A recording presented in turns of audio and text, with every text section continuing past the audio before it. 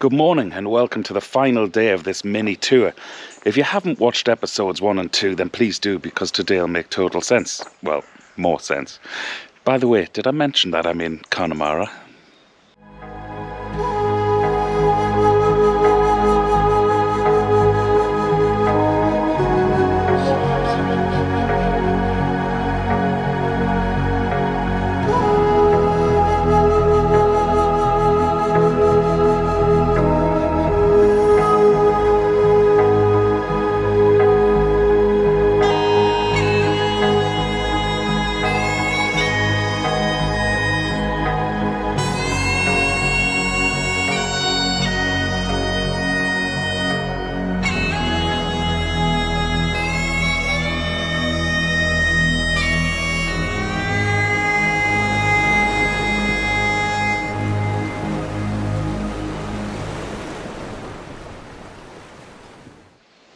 What a superb night I had here last night.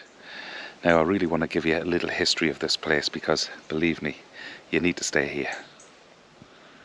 The sign on the driveway yesterday evening when riding up here tells you that you are entering a stress-free zone. And to quote the famous poet W.B. Yeats, who incidentally spent his honeymoon here, Renvyle House is where travelled men and children will find contentment and joy. Well, both are not wrong, but even though it's apparent, Yeats never mentioned woman there. It's also quite fitting too, as Mrs. P chose to stay at home since she has no desire to travel with me on 2 wheels. Renvyle opened in 1883 as a hotel, but has a troubled history equalled by an enchanting one. Initially the home of the Blake family, who were landlords, the house was sold before the War of Independence to poet and senator Oliver St. John Gogarty. It was burned to the ground during the Civil War in 1923 by the IRA, but the house was subsequently rebuilt by a defiant Gogarty and reopened as a hotel in the 1930s.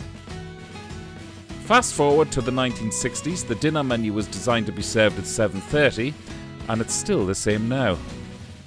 Beautiful food, oh my god. I'll show you a couple of quick photographs here. I forgot to take a photograph of the starter because I just ate it too quick. The ducks out on the lawn there. Maybe they're getting ready to go kayaking. If you're wondering what sort of price that is, by the way, it's €120 to stay there for the night, and the 5-course set menu, well, I'm saying set, there's still plenty to choose from, but it's a 5-course dinner menu served at 7:30. It's another €65. A comprehensive wine list, and there's a bar in there if you fancy a pint of that black stuff. Wonderful, wonderful night, lovely people, and the gorgeous smell again, which I've mentioned already in this series, of turf. The turf fire just burning all the way through the night and everything. When you come down to breakfast, like I did this morning, the smell in the hallway, oh, just wonderful.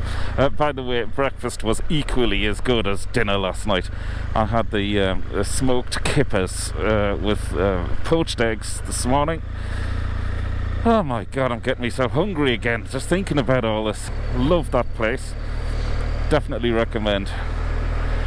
Okay, final day of my whistle-stop tour of Connemara.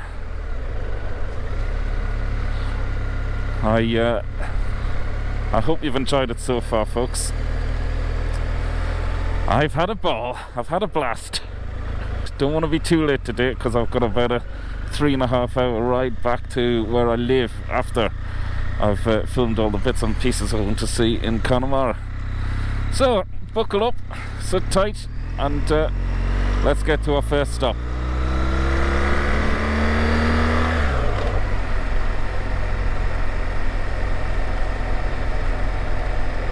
He wasn't actually thumbing a lift from me on a motorbike, was he?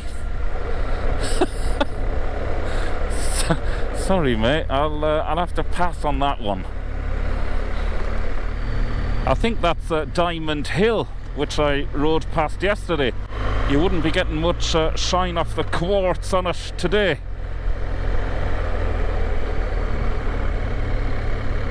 You see the cloud on the top there?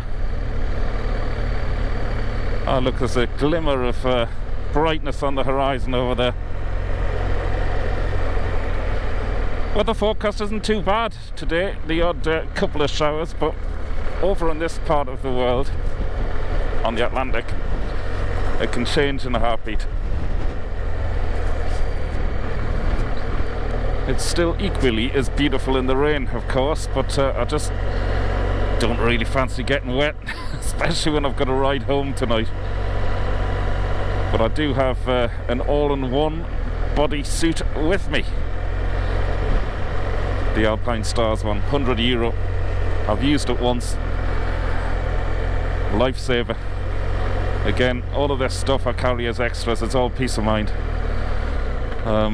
Actually, if you hang around until the end of this video, I'm going to do a little segment on what I do bring with me in the panniers, and indeed in the SW Motec bag here as well. I'll just show you a quick look around to tell you what I bring away on these short trips, 3 days, 2 nights really. A lot of my mountain pass trips are of the same duration, so it's pretty much the same lot of kit, and I'll show you how I pack the clothes and whatever else. The reason I'm doing that is because a few of you have asked basically what I bring away and how do I pack for a short trip like that, so I'll play that in at the end of this video.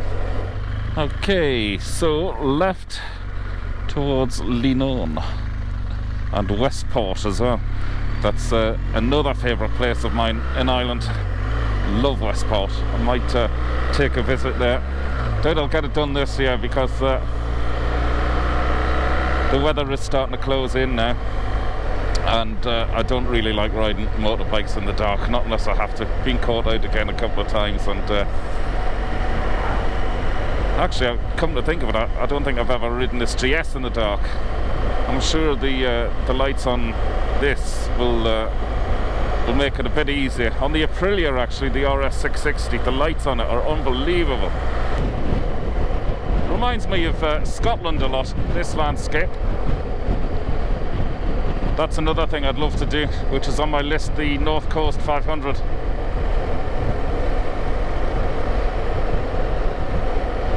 But then we have the Wild Atlantic Way here in Ireland, so I suppose I'm a little bit spoilt having all of this scenery on my doorstep. It's sort of, I don't feel as though I need to go and do the north coast of Scotland.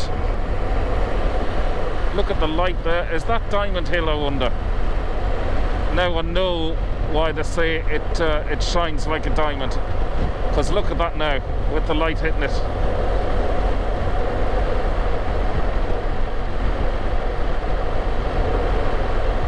I hope it is Diamond Hill. If not, Diamond Hill's got a competitor, because that, you can see the quartz shining on that one there. That's unbelievable. And I love the low clouds sinking down into the valley there. Oh my god. Now, on to the Sky Road. Don't know what it is, but we'll get on the Sky Road and then I shall tell you as much as I know about it anyway. Gotta watch all these walkers, especially out in these parts. Oh wow, now we're climbing, so that is good. I always love a high up road. And again, for those of you who've been following my mountain passes, you'll know I feel very comfortable high up, looking at all of the vistas that Ireland has to offer. Don't quite know where to go here. I would suspect I'm sticking to the right. Oh, Lower Sky Road. Well then, yeah, maybe I'll stick to the right on the Higher Sky Road, in the hope of some even better views. But look as we're climbing here, folks.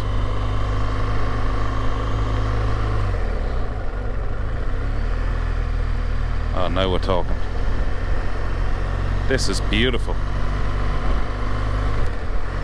You know, I think when I'm doing these tours and these rides around Ireland, perhaps the word I use the most is beautiful. Second is probably stunning. I must increase my vocabulary skills, but it really epitomizes everything in one word, doesn't it, about these vistas. Vista is probably the third word I use the most. Oh, this is great now, we're climbing right to the top. Well, that was a good decision to take the high road. Oh no. I've just realised there's no barriers here. I got a little bit of vertigo just looking down to the left there. Oh no, there's a stone wall hidden behind the grass. That might at least save the bike. I don't know about me. God almighty, look at this. Yeah, definitely a bit of vertigo on looking down that. I wonder if it seems as steep on the camera. It's not quite a sheer drop, but I tell you what, I wouldn't like to be coming off the bike.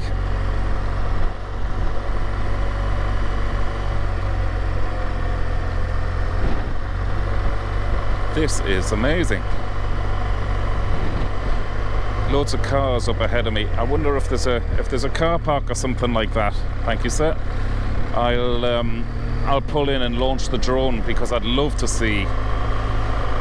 I'd love to see what this looks like from the air. This is just like one of my mountain passes.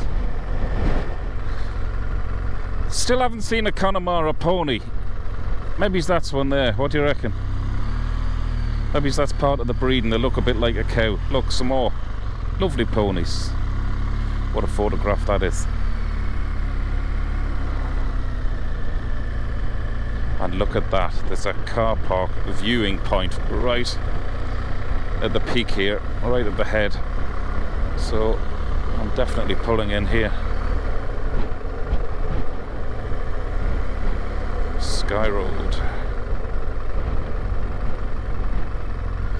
And again, this is part of the Wild Atlantic Way. Whoever came up with that idea, it was just genius really. The marketing of it is amazing. Wherever you see these signs, you know, this is all part of the Wild Atlantic Way. I won't bother telling you all about it because it's been done a million times, the Wild Atlantic Way, on motorbike.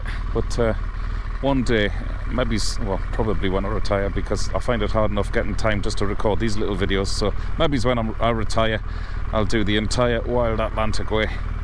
That'll be something else.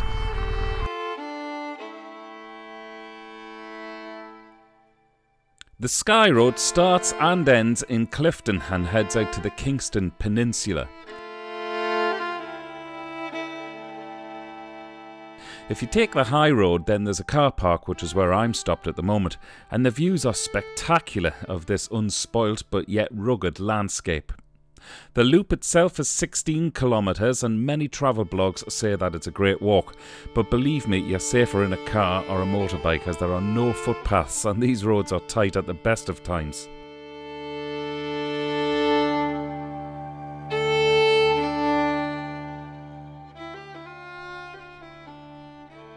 Bring a flask or a picnic because if you head here, you can easily lose track of time just staring at this landscape.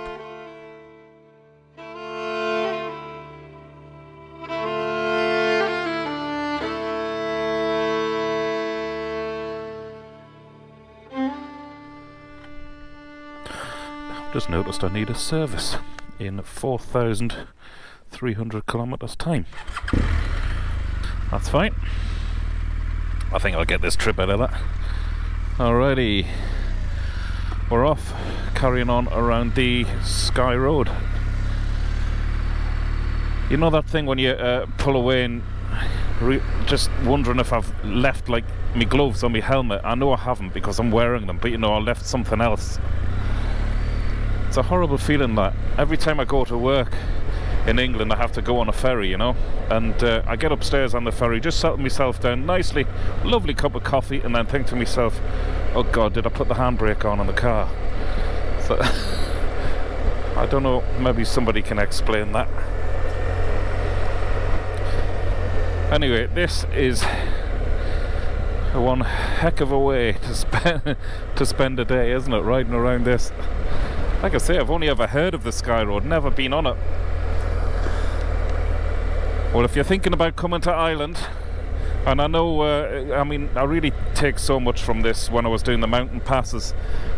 One subscriber in particular said that he was so blown away with the scenery in my videos that himself and some other biker mates went off, and they were Irish, went off and did the route the following weekend.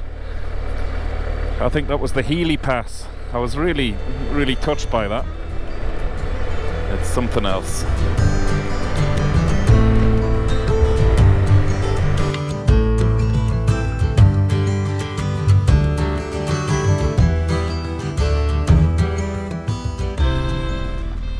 This is Killary Fjord. Actually, it's the only fjord in Ireland.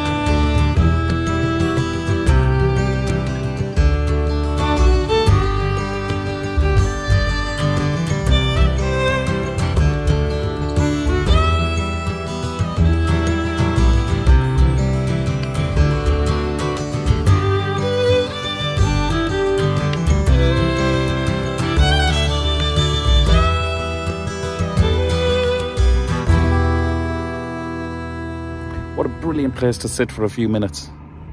This is just so peaceful.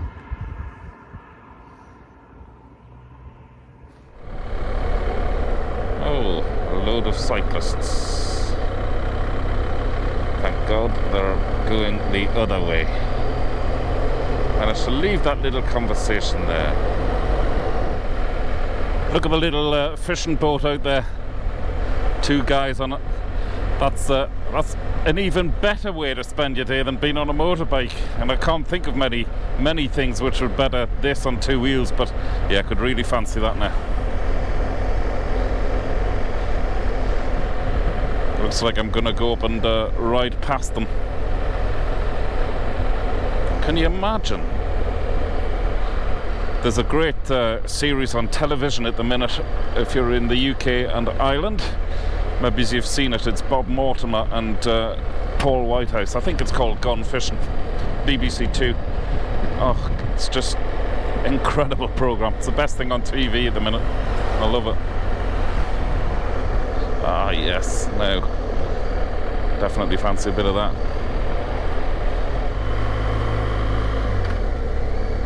Nice little pretty green to sit out looking at the river. Where are we now? Don't know what this place is. Looks like we're coming into a town or a village anyway. Oh, there's a signpost up ahead. Oh, for Galway. This definitely isn't Galway. Oh, it's very pretty, isn't it?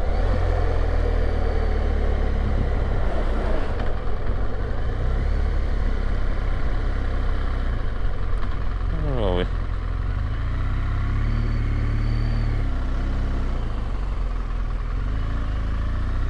Ah, no, there's a cafe. Oh, we're in Oughterard.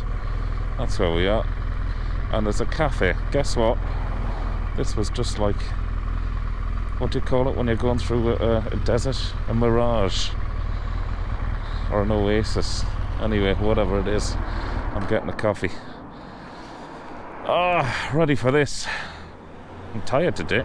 A lot of fresh air. Right, back in a tick.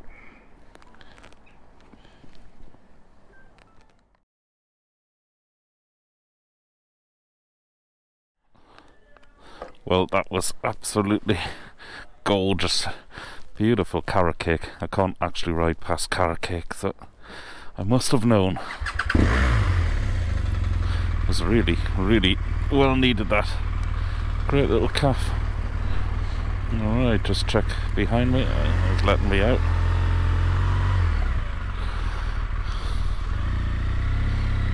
Thank you very much.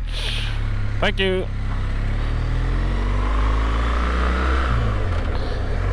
There's 2 cars fighting over my space now. Looks an interesting shop.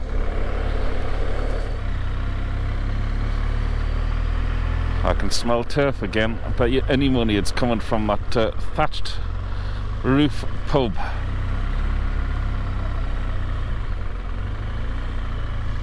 Really pretty little town. Outerard.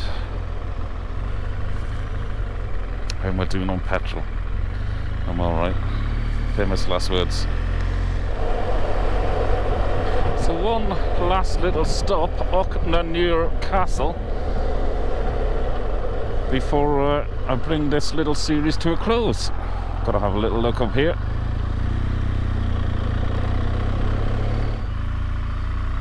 Okay, there. Oh, hello. You're rather handsome. And yeah, you're checking out my horsepower. Gorgeous horsey. That's the castle there, but that looks like somebody's private driveway up there, so I don't think we'll be going into it that way.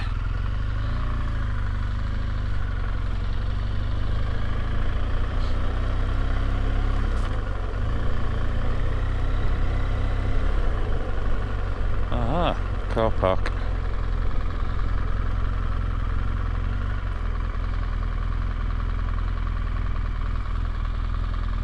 And a little walk. Well, it'll be rude not to, wouldn't it? It's all very pretty.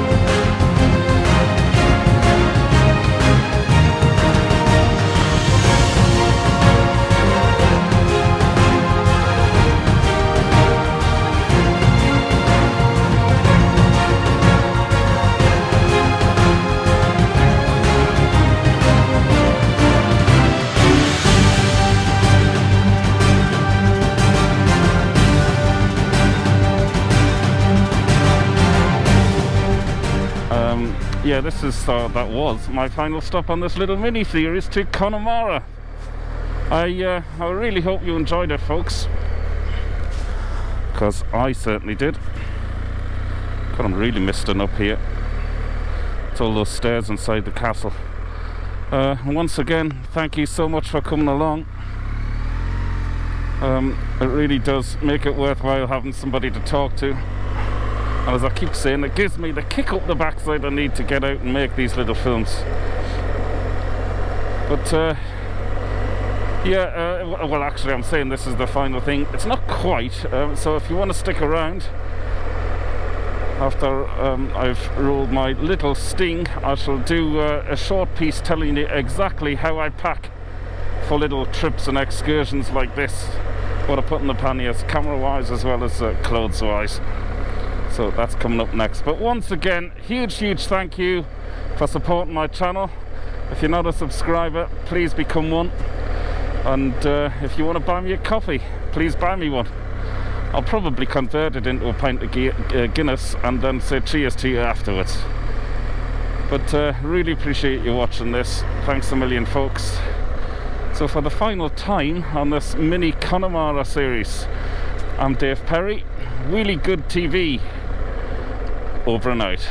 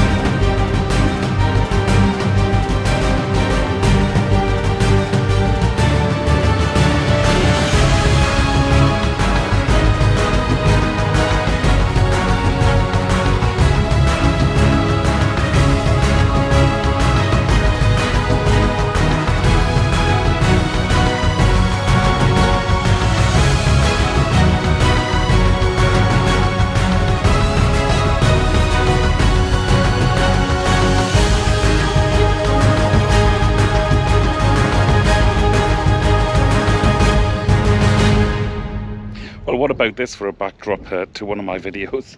Thanks for staying around till the end of that series. Really appreciate you being along once again. A lot of you on my mountain pass videos are wondering how I pack my panniers, what I take with me. So I thought I'd just spend the next minute or so just showing you exactly how I pack. We'll start with the back box. So excuse me, I've got to do this all with one hand because I'm holding the camera with the other. So in the back box, that's normally where I put all my clothes. My tip for this is buy the inner bag, because when you're packing your clothes, you know that it's going to fit in your back box. Now, if I can show you exactly, I've just realised, I hope I haven't got my my briefs at the top. No, I haven't. So I don't bring a makeup bag as such to put all my toiletries in. I fill me shoes, literally fill me boots. So I put my toiletries inside the shoes. There's my chargers, belts. My laptop as well, which I bring with me to transfer the files as I'm making these videos. My laptop is in here, but I put it halfway down in between the clothes, just in case if I did have a bump or fall off the bike or anything like that. Hopefully it would offer the laptop a bit more protection other than it sitting on top here. So that's the clothes part of things. Very difficult to do this one-handed, and like I say, it's great with the inner bag. I don't bother with the inner bag for the side boxes, and I'll show you why, because I like to use every single inch of space. So what I have in this one, this is the smaller one. Now I have extended them. You can extend the BMW panniers by pulling the lever down, and it slides them out just to give it a bit more depth so you can fit more stuff in. I always bring a bag with me. I don't know why. If I'm walking around a town and I want to carry bits and pieces with me, it's better than filling me pockets up on my motorbike suit. There's never enough pockets anyway for the sort of stuff I carry around, so I always sort of bring a shoulder bag. I have also the Alpine Stars all-in-one wet weather suit in the event of it totally pouring down. That's the motorbike cover as well, so all of that squeezes in. That's my fluorescent jacket, which I shall be wearing on the way home. I also carry some of this. I've harped on about this for ages. This is amazing for your windscreen. Meguiar's Plast RX. I'm sure there's a link in the description below. It's the best thing I've ever used on the windscreen for bugs and all that sort of stuff. So I carry that. I also have my lock. Just, you never know. It's a good habit to get into. I also have 2 puncture repair kits. Here we go. Well, that's one there. The other one's in there somewhere. To be sure, as they say in Ireland. You're probably looking at the wine cork on top. It's not a wine opening kit by any means. I put the corks on there because that's the sharp tool which you push through the tyre. If indeed you're ever unfortunate enough to repair a tyre, I hope to God I'm not. This is only peace of mind. I suspect if I ever got a puncture, I'd be ringing the AA breakdown service. But yeah, stick a wine cork, another top tip, a wine cork on top of that sharp tool, because I have actually punctured other things in here, like cans of pop, and also it's went through the waterproof suit as well. So wine cork stops that. That's pretty much it for that. I'll come back and fasten that up when I finish this little bit, because like I say, it's quite difficult with one hand. In here, around this side, this is the bigger of the box. This is my drone. This is where I keep the drone and other bits and pieces of, maybe it's a DSLR camera. When I brought that camera away, that used to go in there as well. I've ditched that for this trip because I just thought I was bringing too many bits and pieces.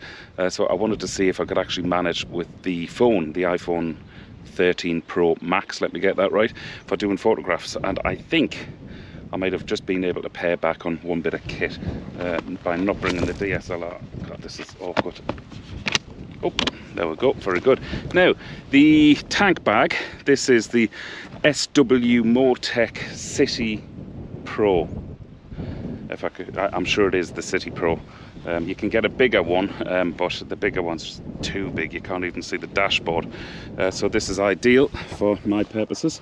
It expands as well, so with another zip, so you can have it sort of quite flush there, or you can add the extra few inches there if you want to squeeze more stuff in. I'll let you know what I have in here. Bottle of water. Always carry a bottle of water. It's thirsty work this riding motorbike lark. I have a pair of sunglasses, cheap ones. I have a power bank, just to keep everything charged. But then I've also mentioned this around here. This little accessory here also has 2 USB chargers on it. One I use for the phone, and one I run a lead here. Actually it comes around underneath the bag, and I keep that powering my GoPro on my chin at all times. I've put the lead through this little loop here because in the event of me actually coming off the bike, I would like the wire to break free from me, so that sort of loop there will hopefully do that. Okay, what's the other thing I have in here? Sunglasses. Yeah, my DJI radio mics for when I'm doing pieces to camera. That's my selfie stick for the 360 camera.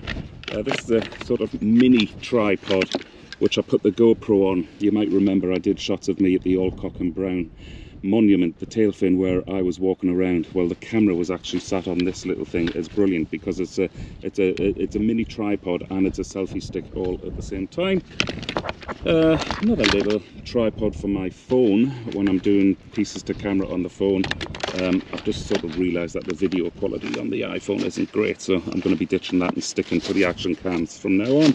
And of course I bring a charger with 4 small leads in the one unit, rather than bringing 4 units, 4 plugs and 4 leads. I just bought one of these very cheap off Amazon, and that charges all my bits and pieces. And the bottom there I've got a spare GoPro. I've got the Insta360 1RS, which I love, but I just don't like the sound quality of it because it's only 16 kilohertz, not 48 kilohertz. And I've also got a spare 360 camera. So that is pretty much it, folks. And put my water back in there. I'll do all this back up, turn the camera around. I'm actually going to head home now. I really do hope you enjoyed that series on Connemara. And I'm sort of planning to do a few more, not on Connemara obviously, on different places. So I'll wait and see how this one goes down on the channel. I had a great time, really did. Thanks a million for coming along, riding pillion with me. I honestly love that excuse that I'm making these films for you guys, because it really does kick me up the backside and get me out there to make these films. I love it. Okay, thanks once again. Dave Perry, Really Good TV, over and out.